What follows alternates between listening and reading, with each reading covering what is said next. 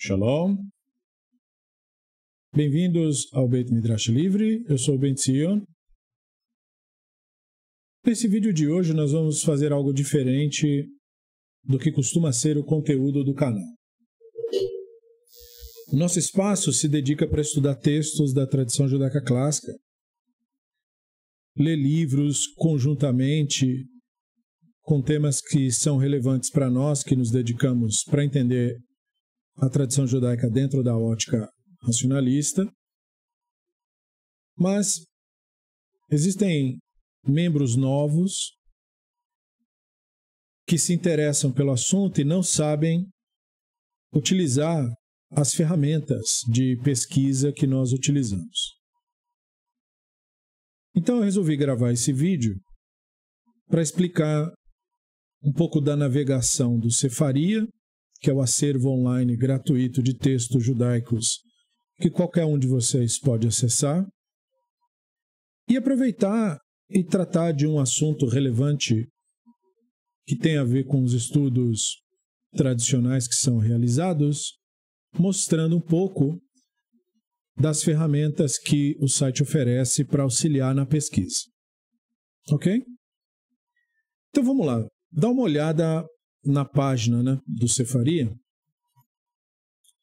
Você consegue ver que os assuntos são organizados de uma maneira temática bem interessante.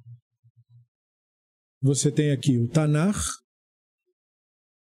então inclui a Torá, os profetas, as escrituras, tudo aquilo que constitui o que nós chamamos de Bíblia hebraica ou Bíblia judaica. Aqui você tem a Mishnah, o primeiro e maior trabalho da literatura rabínica, cuja compilação teria ocorrido ali em meados de 200 da Era Comum, trazendo as opiniões de cunho jurídico sobre a tradição, chamada de tradição oral. Aí você tem o Talmud, que são os debates a respeito das regras, ética, lenda, textos da Bíblia hebraica e comentários da Mishnah. Tudo isso misturado num tecido literário. Aí você tem o Midrash, interpretações e elaborações sobre textos bíblicos, com inclusão de histórias, parábolas e algumas deduções de cunho jurídico para a época. Aí você tem os assuntos de Halachá, são as obras de cunho jurídico, provendo algum tipo de orientação em todos os aspectos daquilo que se entende por vida judaica, como fazer as festas, como fazer os ritos. E uma observação interessante eles colocaram, enraizada em fontes passadas e continuamente lidando com realidades que se transformam. Não é exatamente o olhar, por exemplo, dos fanáticos da nossa religião, mas esse site procura meio que tentar fazer a ponte entre a visão tradicional fanática e a visão moderna. Aqui você tem os materiais de Kabbalah, para quem gosta de Kabbalah e misticismo, para quem acredita nesse tipo de coisa, tudo você vai encontrar aqui. Todos os livros místicos, manuscritos, o que você quiser de misticismo, tem aqui em Kabbalah e tem aqui em Hassidut. O movimento pietista, veja, fundado no século XVIII, iniciado na verdade no século X, mas só se transforma em religião, focado na ideia de comunhão, ou seja, uma visão mística que acabou dando origem a uma interpretação da religião fundada nessa visão mística. Livros de liturgia, livros de pensamento judaico, que antes eles chamavam isso aqui de filosofia judaica, mas não é bem filosofia, porque não é um trabalho investigativo similar à filosofia, mas utiliza elementos, argumentos, conceitos da filosofia, então melhor chamado de pensamento judaico. Inclui um pouco de filosofia, mas teologia e a ideia dos medievais em seus diversos momentos históricos. Daí você tem a Tosefta, que são volumes que acompanharam a transmissão da Mishnah, produzidos ali no século XI, mais ou menos, na Europa, na França, principalmente, que tem discussões e comentários que não foram originais ao texto da Mishnah, mas que elucidam seu sentido naquela época. Aí você tem livros de Mussar, que são livros que lidam com comportamento, ideia de moral, um pouco de espiritualidade. Você tem responsas, que são respostas que os rabinos de diversas gerações deram sobre diversos assuntos. Livros do período do Segundo Templo, que são aqueles apócrifos, Quram, tudo isso, se você quiser consultar, está por aqui. E as referências, dicionários e tal, nós vamos falar hoje um pouco sobre isso. Tudo muito bem organizado no site. Clicou, chegou, né? Então você clica Tanakh, tá aí, ó. Torá, profetas, escrituras. Né? E aí o Targum, né? O Targum aramaico, Onkelos, o Targum de Jerusalém, Tafsir Rasak, que era do século X, traduziu a Torá para o árabe, Targum Yonatan, Neofite, aí os comentaristas, né? Rashi, Ibn Ezra, Ramban, Abravanel, Ateret Zekenim, Al-Shich, Baal Haturim, Bartenura, um montão de gente. Bechor Shor, Riskuni, nem todo mundo está traduzido. Muitos comentários, por exemplo, do Abravanel, que é do século XV, né? Não está tudo traduzido, alguma coisa está traduzida. Então, ainda é um trabalho que está acontecendo, né? Mas Radak, super importante conhecer, o Halbag, né? E muitos comentaristas racionalistas constam aqui, Sforno, né? O Ibn Ezra, e, é claro, comentaristas não racionalistas também. Todos eles estão aqui e dão o seu pitaco em cada verso, em cada trecho que eles comentaram, a gente pode consultar. E para usar de exemplo de um bom uso aqui do Sefaria, se você colocar o mouse desse lado, eu vou ter que tirar minha câmera da frente para você conseguir enxergar. Olha, você tem aqui, em cima de mim aqui, o Learning Schedules, que é o modo como você organiza os estudos. Então, essa semana, Parashá é Parashat Vayachel. Então, ela consta aqui, né? Exodus, Shemot, 35:1, 38:20. Isso é a Parashat Vayachel. A Haftará dessa Parashá é Melachim Bet, 2 Kings, né? Melachim Bet 12, do primeiro verso ao 17. E você tem o Daf Yomi. O Daf Yomi está hoje lidando com o Talmud Tratado de Hagiga 13. E o exemplo que eu queria dar para o pessoal aprender a usar é justamente sobre algo que aparece no Tratado de Hagiga. Nós vamos olhar a página e ver por quê. Pode ser? Quando você clica, ele vai para o começo da página, página 13a. O Talmud tem um fólio que tem dois lados, lado A e lado B. Então esse é o fólio A, que na verdade não é um texto como se fosse um capítulo ou versículo. O Talmud não é separado em capítulos e versículos. Nós separamos o Talmud em sugiot. Isso é uma sugiá. E uma sugiá é uma continuidade de uma conversa, de um debate sobre um determinado assunto. Tem momentos que o Talmud muda de assunto ou volta para um assunto anterior. Então, cada vez que você pega uma porção dessa e consegue distinguir, você tem ali uma sugiá. E aqui nós temos uma sugiá, que está um pouquinho mais para baixo, e que fala de um assunto interessante nesta página. Esta é uma página interessante porque ela fala de um texto muito famoso, que é o texto do profeta Yehezkel. O profeta Yehezkel, vocês sabem, é aquele cara que teve aquelas visões doidonas da carroça. Então vejam, né? Aqui, por exemplo, tem uma menção disso. Quando você vê o texto traduzido do Talmud, essa é a versão Koren Steinsaltz, que nós costumamos nos basear, embora seja uma versão em linguagem popular, como é toda versão. ela é modernizada, digamos assim, facilita o estudo e quem quer se aprofundar não tem muita dificuldade de ir procurar. Se você olhar o texto aramaico está aqui, a tradução está aqui embaixo, você vai notar que o texto tem palavras em negrito e palavras que não estão em negrito.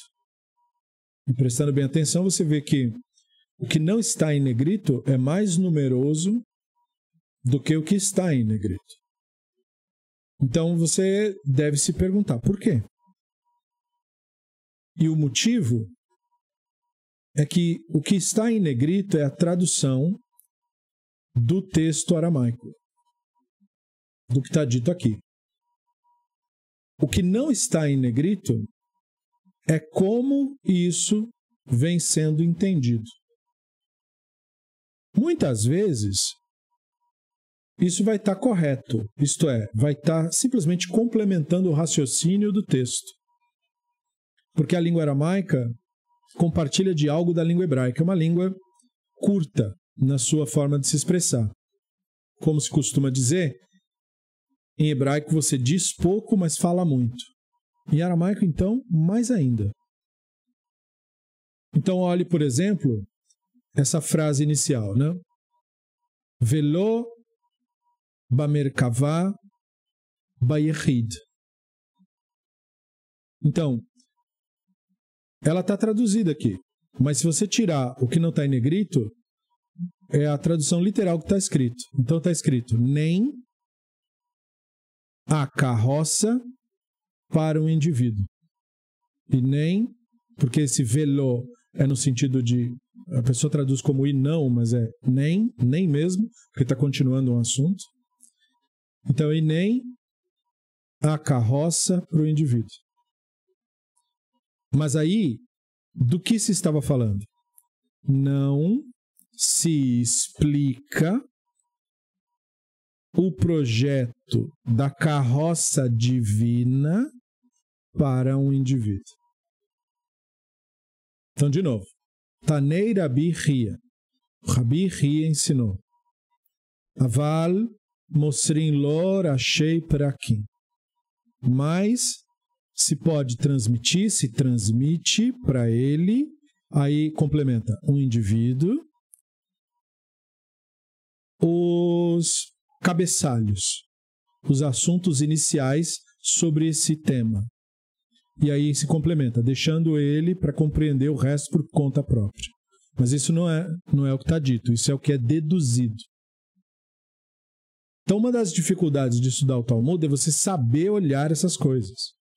Você saber o que o texto disse, o que foi complementado, e aí você vai entender, por exemplo, que tipo de material você está lidando.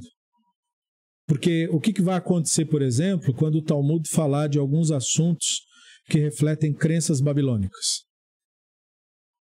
Se for um fanático que estiver traduzindo o texto, ou apresentando ele, ele complementará o que o texto não disse, deduzindo qual teria sido a crença da pessoa que disse. Mas você não deve perder de vista o que o texto disse. Porque um racionalista lendo o mesmo texto pode deduzir algo completamente diferente. Então, se deve sempre prestar atenção no que o texto de fato disse. Depois, como ele foi complementado. Como eu disse, na maioria dos casos, é um complemento que se percebe ter sido necessário. Na maioria dos casos. Mas haverão casos em que o cara meteu teologia no meio, por exemplo, e não tinha teologia lá. Ou o cara colocou uma ideologia ortodoxa no texto e essa ideologia não estava lá. Foi colocada artificialmente lá. Porque os textos hoje são traduzidos com esse viés ideológico. Então, é uma das dificuldades de estudar o Talmud, é você saber preencher as entrelinhas corretamente. Então, olha lá, né? Amar Rabi Zera. Então, o Rabino Zera disse: En mosrim rashei perakim, não se transmite os cabeçalhos, os inícios, ela leav beidin, Aí, veja, ele não disse o início do quê, porque o assunto é a carroça. Então o cara aqui complementou. Do projeto da carroça divina. Não se transmite o cabeçalho do projeto da carroça divina. Senão para o presidente do tribunal, o Av Beidin. Ou seja, o cara mais rabinicamente qualificado. Chegou num entendimento tão grande de lei judaica que poderia legislá-la. E aí o cara complementa. Que precisa saber delas por sua sabedoria e atos meritórios. Ok, um bom complemento. Não quer dizer que foi com isso em mente que ele falou. Ele pode ter falado só na questão de que ele é o líder político local. Que isso não é um assunto, então, para plebe. Entende? Mas ele meteu ali uma ideia do tipo... Ele está falando do presidente do tribunal no sentido de a sabedoria e os atos meritórios. O que é muito bacana de se dizer. Não quer dizer que foi isso que o Rabino Zera quis dizer. E aí ele fala assim, ó. O lechol mi shelibo doeg bekirbo. Para qualquer um cujo coração dentro dele estiver preocupado. Aí o complemento. Porque isso é um termo vago para ser discutido. O complemento do Steinsaltz na tradução é, ou seja, aquele que está preocupado sobre seus pecados e deseja alcançar arrependimento completo. Então veja, isso é uma narrativa ortodoxa. Ela está dizendo que essa pessoa está preocupada consigo mesmo apenas. Que é mais ou menos o modelo de pensar do fanatismo. Não é? Não tem uma consciência social. Você não cuida do outro. Você cuida só de você. Então ele está preocupado com seus pecados e deseja fazer techuvá completa. O que meio que contradiz essa conclusão, o dito antes, que só pode ser ensinado para o chefe do tribunal, porque essa pessoa pressupõe não ser uma pessoa que esteja nesse grau de cometer erros e buscar fazer techuvá, mas seja a pessoa que consiga se ver. Já tem alcançado o domínio próprio. Possa, inclusive, ensinar outras pessoas, porque se ele é apto para julgar, então ele tem que ser moralmente irrepreensível. Senão ele não pode julgar ninguém. Então olha que interessante, né? Então você vê que o cara coloca uma teologia em cima disso. Mas o que o texto disse é o que está em negrito só. O resto é comentário. E aí ele diz, Ika de Amrei, existem aqueles que dizem, então quer dizer, ali são os que dizem, então, existem aqueles que dizem, e aí ele complementa, que isso não se refere a dois indivíduos em separados. O chefe do tribunal, aquele que o coração está preocupado. Né? Mas só então ao chefe do tribunal. Vehu shelibo doeg bekirbo, cujo coração está dentro dele preocupado. Então, há aqueles que dizem, cujo coração está dentro dele preocupado, foi isso que o texto disse. Ou seja, que o texto teria dito que não é o chefe do tribunal, é só o que está o coração preocupado. Então, ali no comentário, fala aqueles que dizem que não se refere a dois indivíduos separados, mas ao presidente do tribunal, cujo coração dentro dele está preocupado. Veja como a leitura inverte a questão. Porque se você só lê o texto está dizendo, há aqueles que dizem o que está preocupado no seu coração. Rabino Zera dizia, só pode ser ensinado para o presidente do tribunal e para aquele que está com o coração preocupado. E há aqueles que dizem, aquele com o coração preocupado. Então, ou seja, há aqueles que dizem que não precisa mencionar o chefe do tribunal. Que uma pessoa que tem a preocupação de quando ela estuda desejar não errar, já está bom para estudar o projeto da carroça. Aí, na tradução, acrescentaram um presidente do tribunal que está com o coração preocupado, portanto, excluindo todo mundo de vez. Percebeu como nós chegamos a mais de uma conclusão? Só analisando um texto pequeno e prestando atenção no que foi dito de fato versus o que foi complementado. Porque o que foi complementado, muitas vezes, é cheio de ideologia. E aí não reflete o que o texto pretendeu dizer. Porque o texto é aberto. Ele é para ser discutido. Isso é uma discussão. Muito bem. Essa é uma primeira dica de análise desses textos. Olhá-los com cuidado. Agora vamos para uma outra questão que está aqui nesse DAF também. Eu vou descer ele mais um pouco, porque eu quero focar num assunto aqui. Esse é uma parte da Sugya muito interessante. Eu espero que você perceba por que é interessante. Estão discutindo ali sobre versículos da Bíblia e tal. Chegando aqui, a Guemará faz uma objeção a partir de um Baraita, que quer dizer uma tradição paralelamente transmitida à tradição da Mishnah. Então fala assim: Meitivei. Então, levanta uma objeção. É uma palavra só, mas para ela ser traduzida, tem que escrever mais de uma palavra.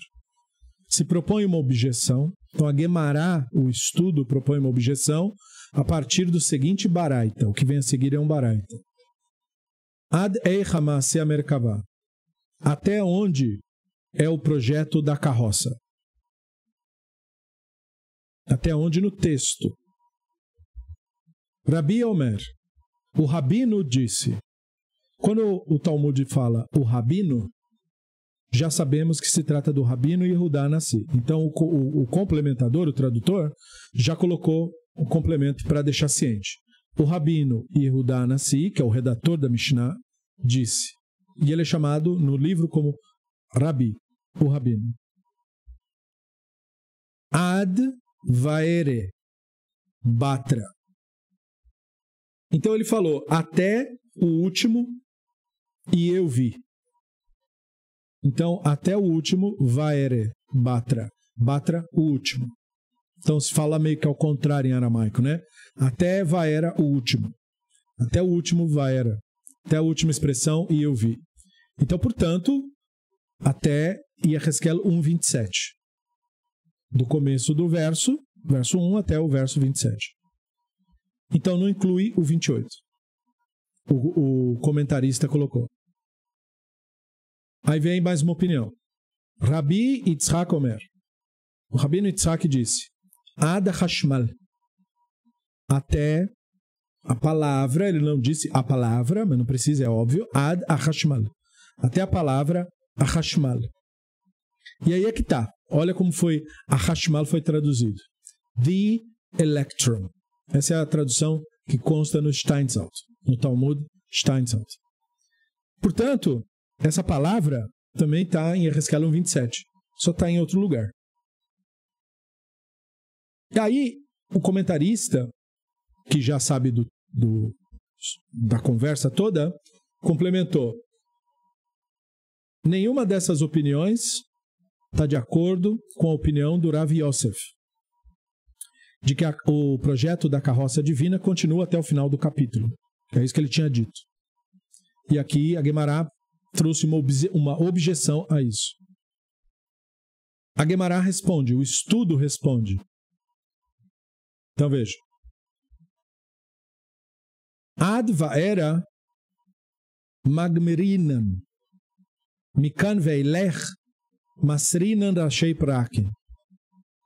Então, até vaera, até e eu vi, nós ensinamos. Então, quer dizer, ensinamos aqueles que são dignos, o cara resolveu complementar. Deste ponto, deste ponto em diante, nós transmitimos apenas os cabeçalhos, apenas os títulos. E aí diz, Ikadamre, existem aqueles que dizem. Então veja, aqueles não está escrito. Existem os que dizem. Então se complementa. Existem aqueles que dizem. Ikadamre. Advaere masreina rashai prakin. Então até a frase eu vi, transmitimos os cabeçalhos. Mikan ve'elach, daqui em diante, né, disto em diante, deste ponto em diante, Emu chacham mevin medato. Se ele for sábio e pode compreender por si mesmo, Ein, sim, nós ensinamos. Em lá. E se não, nós não ensinamos nem o cabeçalho. Então, por que nós estamos olhando de pertinho esse texto? Por causa da palavra Hashmal. Essa é a palavra que nos interessa.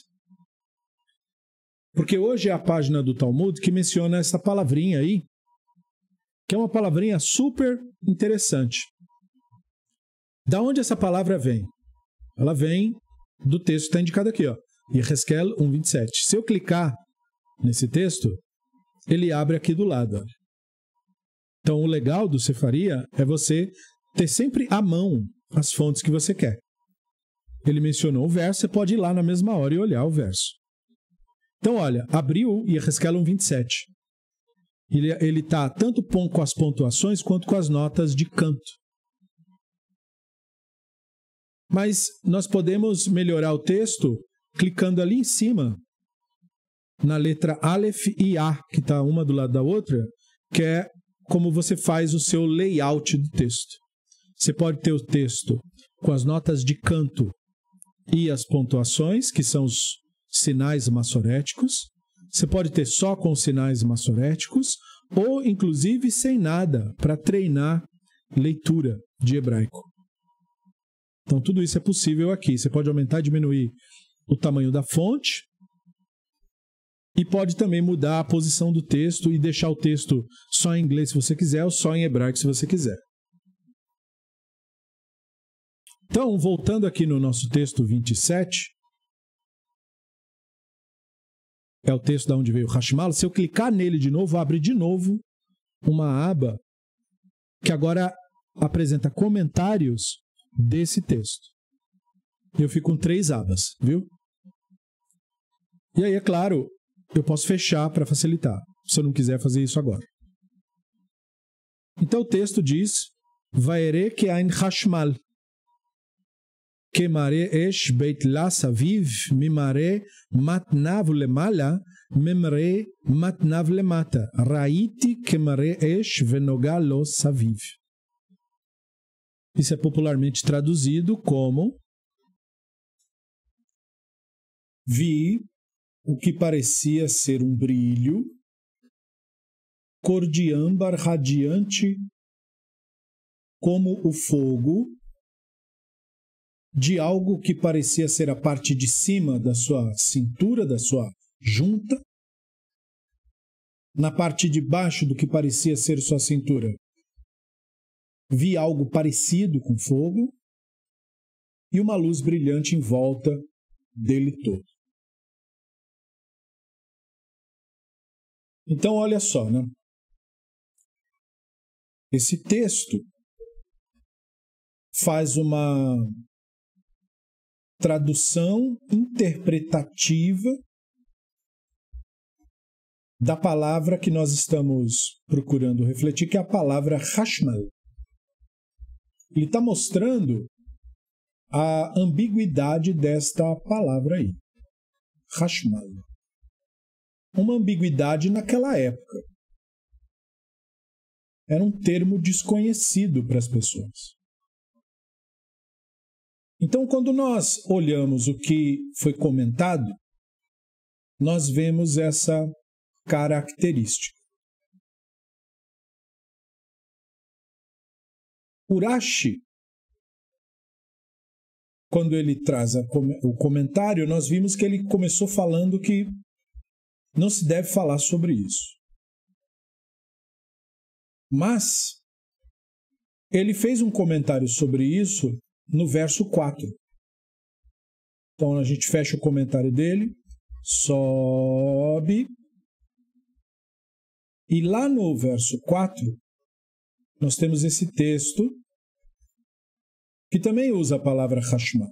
Olha, Ve'ere ve'ine, ruach se'ara ba'a min hatzafon, Vanan gadol ve'esh mitlakachat venoga lo saviv mitocha ke'ein hashmal mitocha esh. Então, tradução popular desse verso: olhei e vi um vento tempestuoso aproximando-se do norte e uma grande nuvem em chamas, cercada por imenso brilho resplandecente, com a cor parecida com a cor do âmbar, que vinha de dentro do fogo. Presença, de novo, do fogo e da menção da cor do âmbar. Aqui, Urash faz um monte de comentário. E ele entra nesse comentário aqui, né? Você pega no texto hebraico e você vê o que ele está comentando. Ke'ain hashmal. Exatamente essa frase. Ke'ain hashmal. Olha o que ele fala, né? Ele fala, hashmal é um malach que tem esse nome. E ele, o Yehezkel, viu algo como a aparência da cor disso no meio do fogo. Então, daí ele começa a citar textos dos sábios e tal para discutir essa questão. O que a gente quer notar é porque ele quis dizer que isso é um mistério. É um nome de um malach. Ou seja, não se sabe o que isso é. Malach é um subterfúgio dentro da literatura rabínica para o misterioso da natureza, para aquilo que é considerado misterioso na natureza. Então, nessa página que nós estamos do Talmud, nós temos a pergunta, Ma'e Hashmal? A gente fecha o comentário aqui, fecha o texto do Yehezkel, tem essa discussão.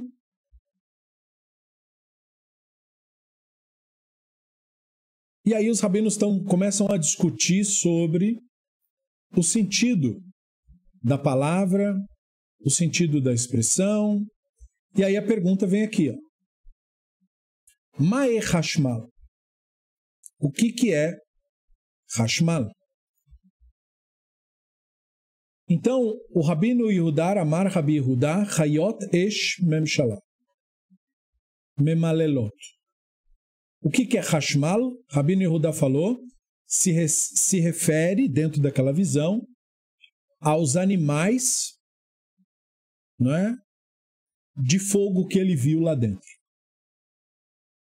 E aí, Hashmal é o acróstico da frase Hayot Esh Memalelot.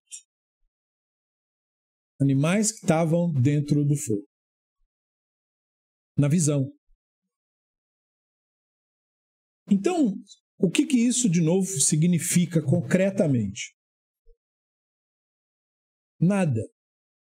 Porque se você me diz que o significado da palavra está dentro da visão do Yehezkel, então não significa nada concretamente essa palavra. Mas como eu falei, esse Talmud aqui é o Talmud Steinsaltz, que traz uma tradução modernizada do Talmud para essa nova geração que estuda o livro e que se dedica para entender o que o livro está falando.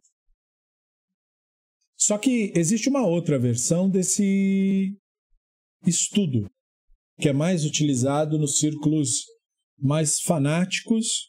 É uma versão muito mais rica na sua produção e por isso essa versão é muito mais cara e é também muito mais bonita.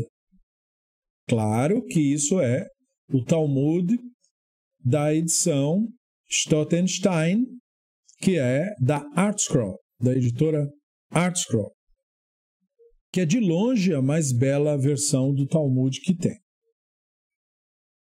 Lá na ArtScroll, a palavra Hashmal não é traduzida. É deixada transliterada na versão inglesa. Hashmal. E o curioso é que os pesquisadores dos comentários do Steinsaltz, que era de uma vertente do grupo fanático, ele era do Chabad. Embora ele mesmo fosse uma pessoa um pouco mais esclarecida, ele pertencia a uma seita fanática. Ele também, quando ele comentou esse trecho, ele não traduziu o trecho. Ele deixou Hashmal. A tradução, portanto, foi feita na edição da versão moderna Steinsaltz, Koren. Alguém lá decidiu. Decidiu baseado no quê?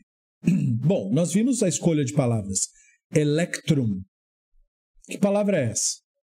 Electrum é uma palavra, obviamente, grega. E, portanto, foi utilizado o dicionário Jastrow, que faz essa conexão. Então, quando nós queremos acessar um dicionário aqui no Sefaria, nós vamos na palavra que nos interessa. Nós clicamos aqui para aparecer Resources, né, os recursos, para que nós consultemos. E aí nós selecionamos a palavra. Aí ela abre o dicionário, olha. Que legal. Através disso, você pode pesquisar, na hora que você estiver lendo, qual palavra você está com dúvida de entender. Isso é muito bacana. E olha o que esse dicionário está nos dizendo. Ele está dizendo que Hashmal é um termo masculino, essa versão, Hashmal. Então tem a versão feminina dessa palavra, Hashmala. E BH quer dizer Biblical Hebrew, hebraico bíblico. E aí ele começa a colocar a glittering substance, uma substância cintilante, brilhosa. Âmbar ou galena, outra expressão para a mesma coisa. E aí ele começa a citar os termos que aparecem aqui, Yehezkel 1:27, os usos, né, que aparece e tal. E Hayot, né, os animais que estavam falando no fogo, na visão, no caso. Outras ocorrências da expressão, no Targum, usa a expressão Hashmala.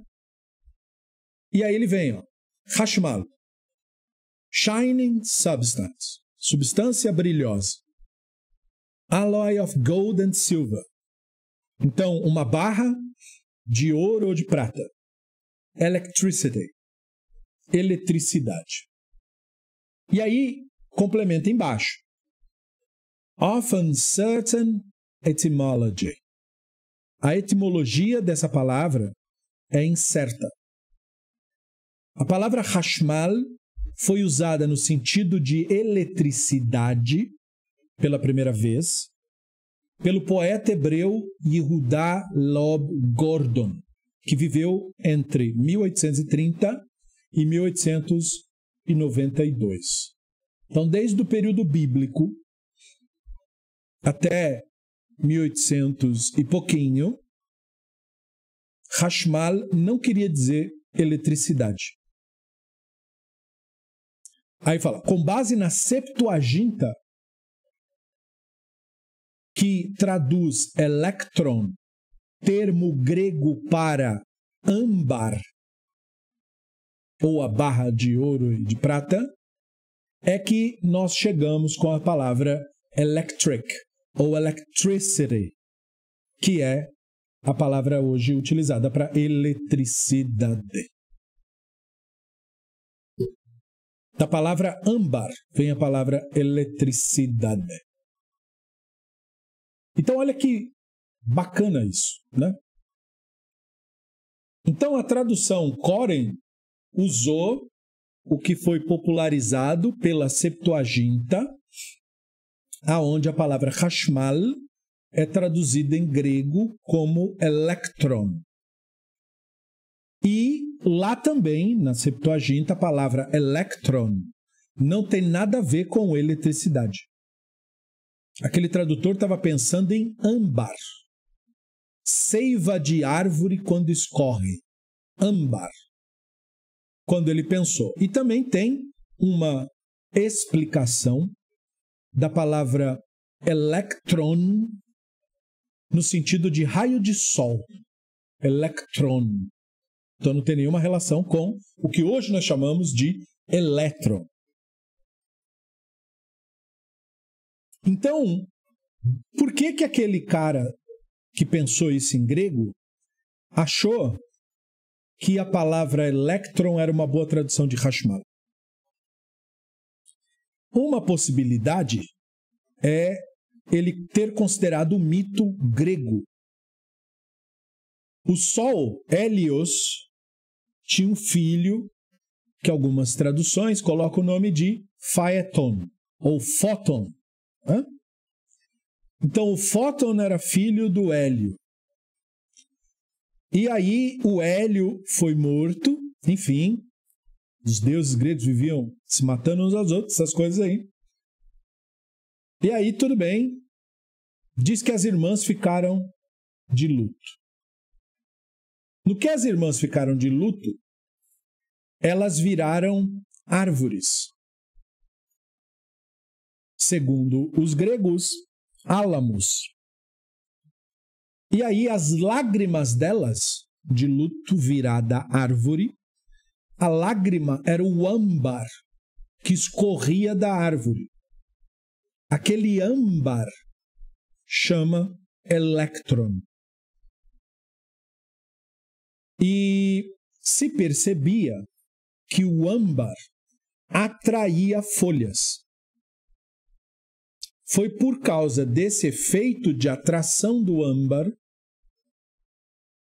que séculos depois, um físico inglês que viveu entre 1544 e 1603, chamado William Gilbert, usou essa ideia do âmbar atrair alguma coisa para explicar no livro que ele escreveu, que chamava De Magnet, o magnético, em 1600, o fenômeno de eletricidade estática quando você esfrega uma borracha, por exemplo, ou um aparato plástico, quando você esfrega alguma coisa e aquilo começa então a atrair uma outra coisa. A eletricidade estática, ele usou eletricidade nesse sentido do âmbar que atrai.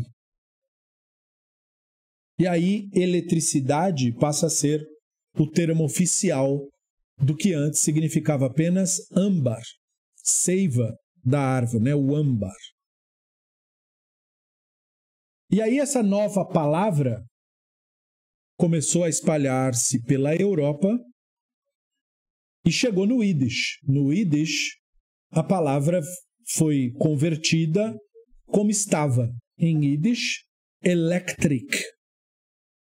É a palavra normal escrita com caracteres hebraicos. Ein, Lamed, Kof, Tet, Ein, Resh, Yud, Kof. Electric. E aí, aquele poeta, o Yehuda Leib Gordon, escreve um poema chamado a tradução é Dois Yosef Ben Shimon. Shnei Yosef Ben Shimon em hebraico.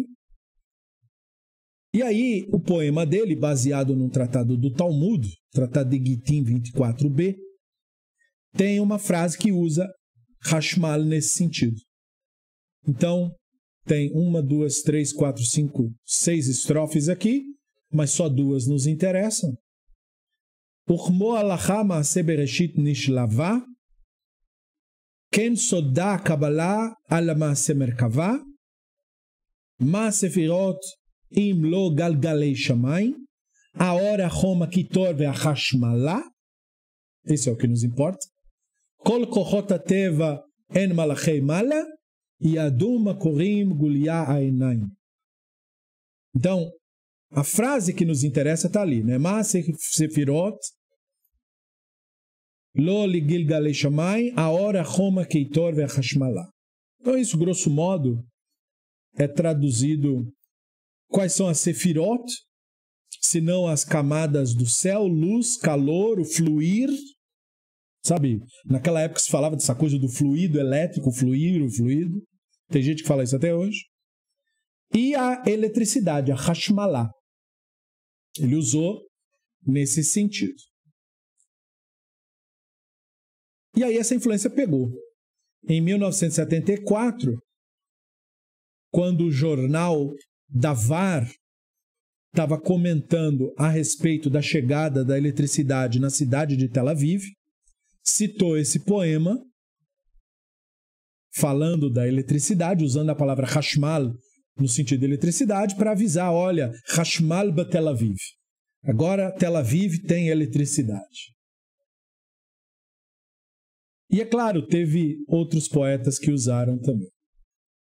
E daí você tem a figura de Pinchas Rothenberg, que viveu entre 1879 e 1942, que fundou uma empresa chamada Palestine Electric Company.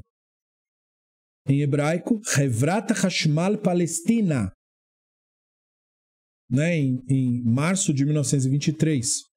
Essa empresa ia depois da origem, a empresa que nós conhecemos hoje, Hevrat Hashmal Israel, né, a Companhia Elétrica de Israel.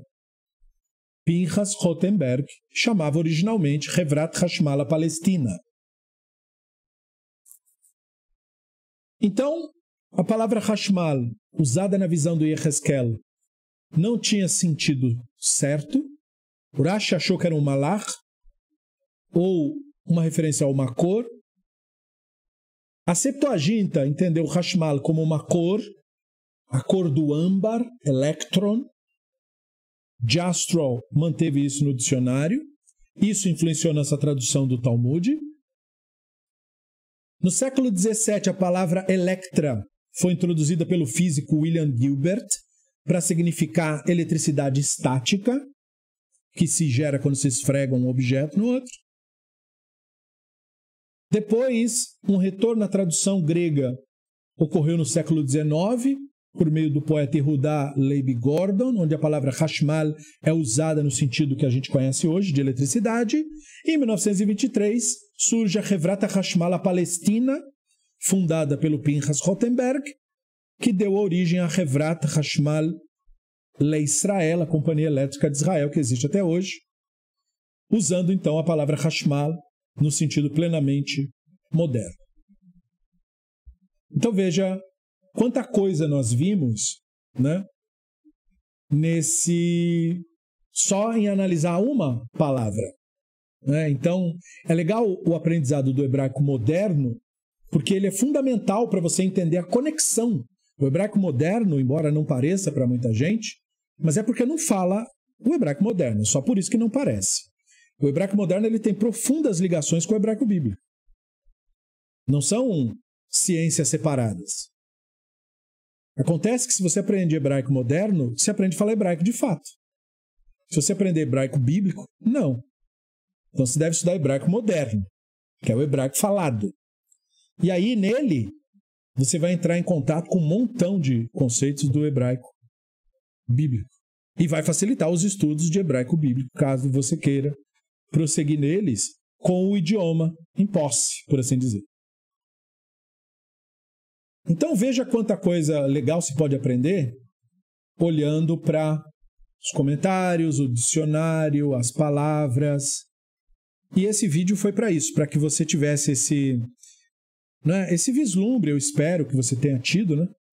Esse vislumbre de olhar para o texto, para os seus comentários, para o que é possível fazer com a ferramenta.